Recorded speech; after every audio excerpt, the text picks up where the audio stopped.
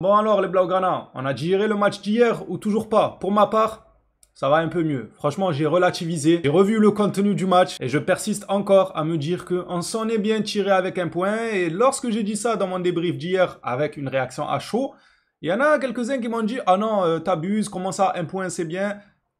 Vous voulez la défaite? Vous préférez avoir 0 point que 1 point? Pour ma part, non. Tant qu'à ce que ce soit foiré pour foiré, allons chercher 1 point, c'est mieux que rien. C'est des petits points qui peuvent faire la différence. Hier, on s'est fait malmener. Même Flick l'a confirmé. J'étais content de voir sa déclaration parce que je me suis dit, ah, je suis pas fou. Je suis pas fou vu le contenu du match. On s'en sort bien avec 1 point et Flick l'a confirmé. Bref, les Blaugrana, on se retrouve donc pour une vidéo actualité parlant un peu de mercato d'inscription ou encore du club du divertissement, le FC Barcelone. Oui, quand je dis des choses, des fois, avec un peu débat, il y en a qui vont me dire oui, mais pourquoi tu mets ça en avant? Pourquoi tu parles comme ça de notre club? On est le club du divertissement. Que voulez-vous que j'y fasse? Moi, j'y peux rien. Je me lève, je vois des informations farfelues, je les lis et je vous les partage. Et je fais quelques vannes aussi. Aujourd'hui, la police est venue virer des gens du Camp Nou.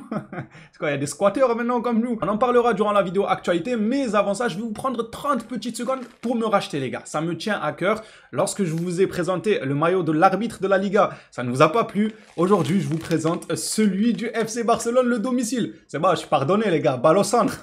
Match nul, comme hier. Non, c'est bon, j'arrête de faire des vannes sur ce match, les gars. Ça reste un peu douloureux, on va pas se mentir.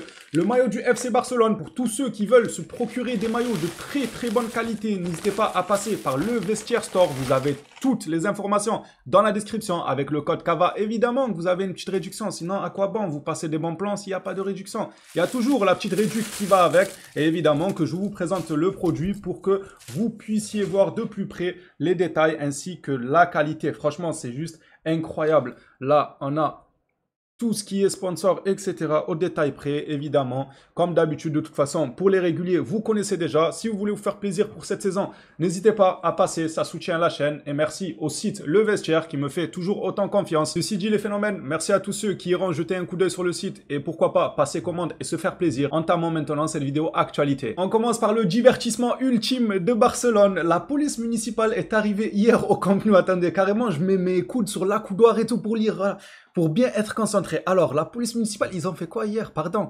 Ils sont venus au Camp Nou et à arrêter les travaux, expulsant les...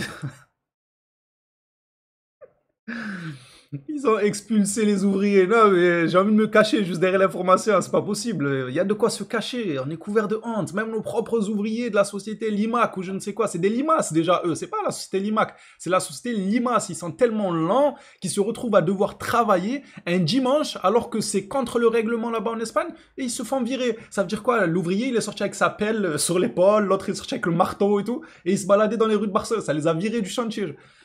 Continuons à lire tout de même ce truc improbable. Ils ont donc été expulsés en application de la réglementation convenue qui interdit de travailler sur les chantiers le dimanche. Ils ont également infligé une amende à l'IMAC pour non-respect de la règle. Infligez-leur autant d'amendes qu'il faudra à cette société Limace. Là, ils sont aussi lents qu'une limace. Ils ont bien trouvé leur nom à quelques lettres près. Limace, ça leur va si bien. Regardez leurs ouvriers, ils se font virer. Et la Porta aussi qui appelle les ouvriers pour qu'ils travaillent, qui les a fait travailler le dimanche. Ah, c'est normal. Ils veulent mettre la vitesse grand V histoire qu'on puisse jouer le 14 dans notre stade au Camp Nou, mais apparemment les dernières nouvelles ne sont pas très bonnes. La mairie de Barcelone aurait refusé que ce match-là se tienne au Camp Nou, estimant que le stade n'était toujours pas prêt. Super le mercato de Barcelone quand même, super. Au lieu de ça, on jouera au Cruyff Estadi. Mundo Deportivo rapporte. La Liga a accepté que le Juan Cruyff Estadi soit utilisé contre Valence à condition que la VAR soit prête et que l'infrastructure soit installée. C'est quelle infrastructure dont il parle en fait? On doit faire quoi? On doit mettre des châteaux gonflables sur le terrain, c'est bon au bout d'un moment. Et puis, cette manipulation à travers les médias, elle est quand même fort sympathique parce que le communiqué là, il est détourné d'une certaine manière à ce qu'on puisse se dire « Ah, ils ont accepté. » Mais en fait, non, c'est scandaleux, on n'a pas de stade. Regardez seulement, Mundo Deportivo, ils ont écrit « La Liga a accepté que le Juan Cruyff soit utilisé contre Valence » comme si c'était une bonne nouvelle. Genre comme si on attendait trop l'accord de la Liga pour jouer au Juan Cruyff. Non, ça fait rêver personne. Personne n'attendait ce stade. Le titre correct, selon moi, aurait été « Le Barça jouera finalement le match contre Valence dans le stade de Cruyff Estadi. » Et là, ça aurait un peu fait allusion au fait que le Barça a échoué dans l'ouverture du Camp Nou. Vous voyez ce que je veux dire? Du coup, il faut pas que les médias titrent ça. Hein. Ils ont des intérêts, eux aussi, dans certains clubs, avec les présidents ou les directeurs, etc. C'est pour ça que moi, le communiqué, j'ai l'impression qu'il est tourné de sorte à ce que psychologiquement, on puisse se dire « Ah, ça va. Cruyff et Stadji, c'est accepté. Non, ça va pas. On s'en fout du Cruyff et Stadji. Passons maintenant à une déclaration de Lewandowski, très humble. On a essayé de le titiller un peu sur son manque de temps de jeu, mais il était blessé. C'est quoi ce journalisme? Robert Lewandowski sur le manque de temps de jeu au FC Barcelone. Il déclare: il ne faut pas se leurrer. J'ai été blessé pendant 2 semaines, mais la saison ne fait que commencer. Elle est très longue. Je n'étais pas sous pression pour commencer à jouer le plus de minutes possible, le plus vite possible. Août est le mois idéal pour entrer dans le jeu. Tout commence en septembre, donc je savais qu'il fallait y aller doucement, sans se précipiter. La saison est très longue, il faut la considérer dans sa globalité, mais je suis content d'être prêt à 100%. On l'avait tous annoncé qu'il ne fallait pas prendre de risques avec lui, donc je vois pas pourquoi certains s'étonnent du manque de temps de jeu de Lewandowski, sachant qu'il revient de blessure et qu'il a un certain âge. Ses os, ils commencent à être très fragiles, très fébriles, donc on ne va pas les risquer pour 2-3 matchs en début de saison, alors que comme il le précise si bien, la saison, elle va être longue, et un joueur comme ça, qui est l'un des derniers leaders de Barcelone, étant donné qu'on a perdu Martinez, il ne faut pas le jeter au feu juste pour 2-3 matchs en début de championnat et par la suite risquer de l'éloigner encore plus longtemps des terrains. Ça a été bien géré. Lewandowski, très humble, il nous dit que c'est normal, il revient de blessure, il ne faut pas se leurrer, la saison est longue. Moi, j'aime bien son communiqué et j'attends le même de la part de Fermin, un communiqué humble et réfléchi, parce que Fermin là, il est en train de prendre une direction. Et pourtant, il a longuement été le chouchou, et il continue aussi de l'être en quelque sorte, des supporters. Et il fait partie clairement des chouchous. Donc il ne faut pas qu'il commence à dérailler en nous parlant de la copine d'un tel ou d'un tel. Au bout d'un moment, il y en a des milliards de femmes sur Terre. Qu'est-ce qu'il faut avec elle si elle lui cause des problèmes? Revenons sur le match d'hier, que s'est-il passé avec la VAR? On a demandé à De Jong ce à quoi il répond. Au début, ils ont dit qu'il n'y avait pas de VAR. Ensuite, ils ont dit qu'il y avait la VAR uniquement pour les hors-jeux. Puis, ils ont dit qu'il n'y avait plus rien. Puis, soudain, ils ont dit que tout était là. Et puis, ils ont dit qu'il n'y en avait pas. Je ne sais pas. On dirait une pièce de théâtre, je vous jure. Juré là, quand j'étais en train de lire, on dirait pas j'étais sur scène dans une pièce de théâtre et j'avais un script à lire à haute voix. Non, mais c'est incroyable. C'est quoi la Liga là, la direction qu'elle est en train de prendre? Ça passe d'un top championnat à un championnat qui s'affiche à l'échelle mondiale. Que ce soit le niveau des arbitres qui sont éclatés au sol, et ça, match après match, week-end. J'ai l'impression, en fait, en Liga, chaque week-end, il y a l'arbitrage qui est remis en question. Que ce soit pour Barcelone, pour l'Atlético, pour le Real, ou contre le Real, ou contre Barcelone. Bref, l'arbitrage revient souvent en Liga et ça, c'est pas normal. Hormis l'arbitrage, on a aussi le côté fair play financier où Tebas, il bloque tous les clubs, il est en train de les faire suffoquer, ils sont en train de perdre leurs meilleurs éléments. La Liga n'est même plus attractive et au profit de qui ce fair play financier? On nous parle de quoi? De oui, faut que ce soit équitable pour tous les clubs. Mais qu'est-ce que le club qui est classé 16e en Liga en a à faire que le Barça dépense beaucoup d'argent, qu'ils ont une flexibilité sur le fair play financier? Je sais pas, moi je vois les choses à l'envers en fait. Pour moi, plus les clubs recrutent, plus le championnat est attractif, plus celui qui est placé 16e de Liga, il a un peu plus d'argent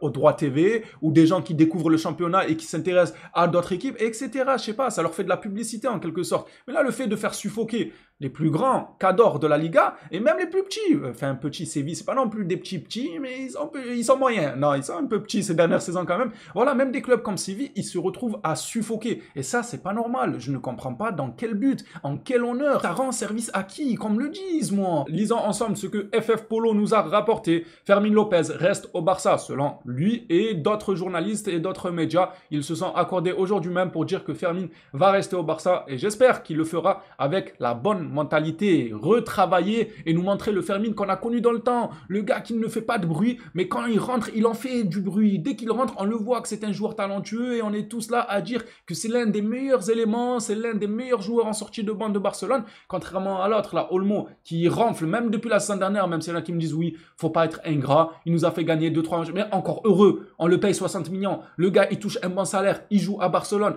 et c'est en mode c'est un exploit, waouh, on a gagné la Liga grâce à lui. Pourquoi grâce à lui? Parce qu'il nous a mis des buts cruciaux dans le temps additionnel et tout, au moins 2 à 3 reprises. C'est vrai? Non, c'est vrai ça, je vais pas contredire. Oui, il y a eu 3, 4, allez 5, 6 matchs en Liga où Olmo, il avait un joga bonito de fou furieux. Même moi, il m'avait choqué et il mettait des buts clés pour des victoires. C'est ok, mais qu'est-ce que vous voulez qu'on en fasse? Il faut quoi? Il faut lui cirer ses pompes, lui faire une statue devant le Camp Nou quand il sera rouvert.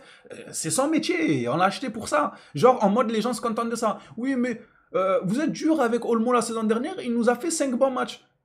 Il était censé faire quoi? On l'a recruté pour faire quoi? Que des mauvais matchs? En fait, c'est un miracle qu'il ait fait 5 bons matchs. Déjà, c'est pas normal. Rien que là, tu vois qu'il y a un problème. Si vous mettez en avant 5 matchs pour un joueur professionnel de cette catégorie-là qui a été acheté à cette somme-là, c'est qu'il y a quelque chose qui ne va pas. On est d'accord sur ça. Bref, d'ailleurs, la police, la municipale qui sont allés virer les ouvriers du Camp Nou, ils auraient pas pu virer Olmo. Virez-le. Maintenant à Rooney, qui a été apparemment inscrit. Je vais attendre un peu plus d'officialisation. Mais selon Sport, il aurait été inscrit avec un contrat de l'équipe B. Ça fait peine à voir. Comment on aurait pu inscrire Nico Williams? Moi, à l'heure actuelle, je n'ai même plus de rancœur avec lui. Non, qu'on soit bien honnête, qu'on soit bien clair. La rancœur, elle est passée. Déjà, comme on dit, le temps guérit les blessures. Donc, depuis le temps, moi, ma blessure, elle a été guérie vis-à-vis de ce dossier. J'avais le seum les jours post-échec. J'avais un démon fou. Mais avec du recul et surtout avec les éléments qu'on a à l'heure actuelle, on peine à inscrire un joueur en équipe A qu'on a recruté pour 10,30 €. Ce chip, on l'a acheté pour 2-3 millions. On n'arrive pas à l'inscrire. On est obligé de l'envoyer en équipe B. Juan Garcia, on l'a acheté pour 25 millions. On a dû forcer Ter Stegen. Laporta, il est allé dans la chambre d'hôpital. Il a mis des coups de poing sur le pied à Ter Stegen, sur son dos, je ne sais où. Il lui a cabossé la tête dans l'hôpital pour l'obliger. Ah non, il était allé chez lui. C'était pas l'hôpital, il est allé chez lui. Il s'est rendu dans sa maison quand il faisait bien sombre dehors, la pénombre, les gars. Il est rentré chez lui. Il a menacé pour qu'on puisse inscrire Juan Garcia. Donc, ça fait 2 joueurs qui sont inscrits d'une manière assez farfelue et pas dans les standards de Barcelone.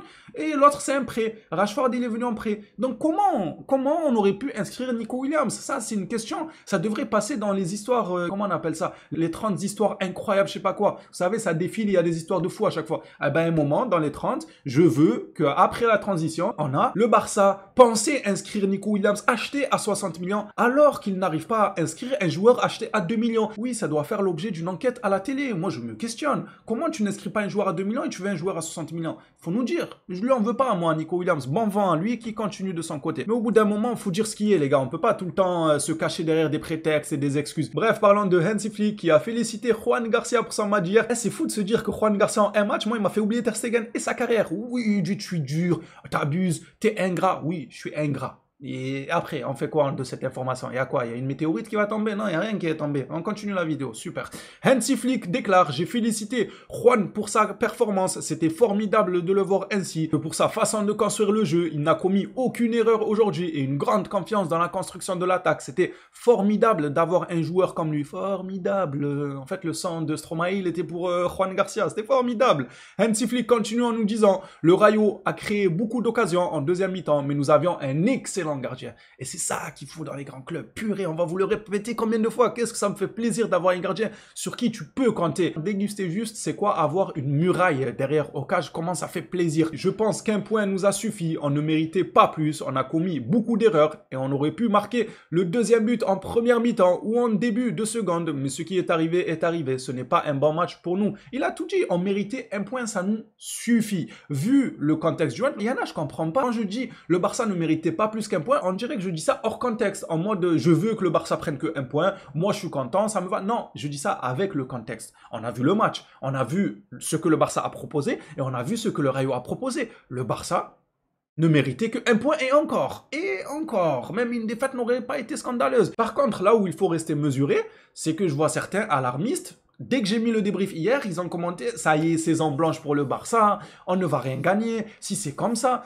Les gars, le Rayo, même la saison dernière, vous avez vu, pourtant on a bien joué la saison dernière, on est d'accord, vous et moi. Comment ça se fait que le Rayo, on a galéré à les gagner? On les a gagnés au bout du temps et ils avaient bien joué. Je sais plus s'ils avaient mieux joué que nous, je ne dirais pas ça, mais ils avaient super bien joué. C'est une équipe difficile à manier, le Rayo. De ce fait, je ne comprends pas ceux qui tombent de haut, en mode on allait faire une saison de Liga sans aucun match nul, sans aucune défaite. Non, vaut mieux que ça vienne maintenant, que les joueurs se reprennent et que ça fasse l'effet d'un électrochoc, qu'au retour de la trêve, ils reviennent avec les idées changées et comme Flick l'a dit, il faut qu'ils mettent leur ego de côté. Mais bon, bref, on verra au fil du temps. Pour clôturer cette vidéo actualité, je finis avec ce communiqué de Hansi Flick. Ça concerne le mercato et encore une fois, on l'avait vu venir de loin. Il y a 2 jours, je vous disais, ça se voit Flick dans sa déclaration, il en a marre du mercato. Ça lui a posé une question, il a dit ouais, bon, tout peut arriver. C'est comme s'il disait je m'en fous en gros. Et on s'est pas trompé. Lisons ensemble. Je pense qu'il faut parler de l'équipe maintenant, pas des joueurs. Pour moi, le plus important maintenant, c'est que tout le monde s'engage à mes côtés après la fin du mercato. Vous avez avez vu ce qu'il dit?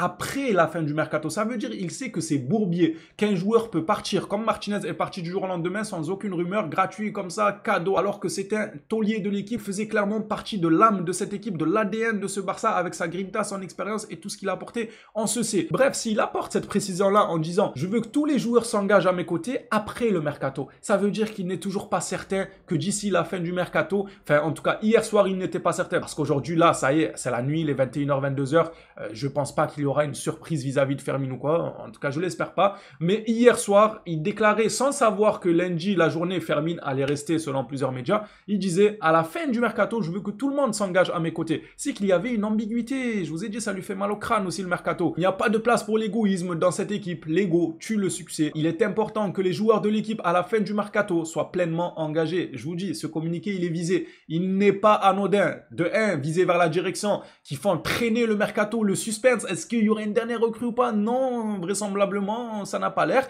Est-ce qu'il y a un joueur qui va partir? Est-ce que je vais devoir remanier mon collectif? Il y a tout ça qui tourne dans la tête de Flick. Il ne le laisse pas travailler dans des conditions où, je sais pas, il prospère, il est tranquille, j'ai perdu le mot, en paix. Voilà, il ne le laisse pas évoluer en paix, faire son schéma de jeu, savoir sur quel joueur il va compter, parce que tu as une direction qui te dit, du jour au lendemain, tu peux perdre Fermin. Ah bon, du jour au lendemain, tu peux perdre Nico. Ah bon, vous m'enlevez un leader défensif, mais vous allez m'en apporter un autre. Non, non, il part gratuit, on n'apporte personne, t'as qu'à faire avec Eric Garcia et compagnie. Au bout d'un moment, les gars, c'est sûr que ça n'aide pas, c'est pas favorable pour prospérer. Bref, les Blaugrana, ça sera tout pour cette vidéo actualité. Hâte d'avoir vos retours dans l'espace commentaire. Enfin, actualité / réaction sur le match d'hier, ainsi que les déclarations d'Hansi Flick, vous l'aurez compris. Hâte de voir vos réactions dans l'espace commentaire. On s'attrape à la prochaine sur le Barça. D'ici là, prenez soin de vous, les phénomènes.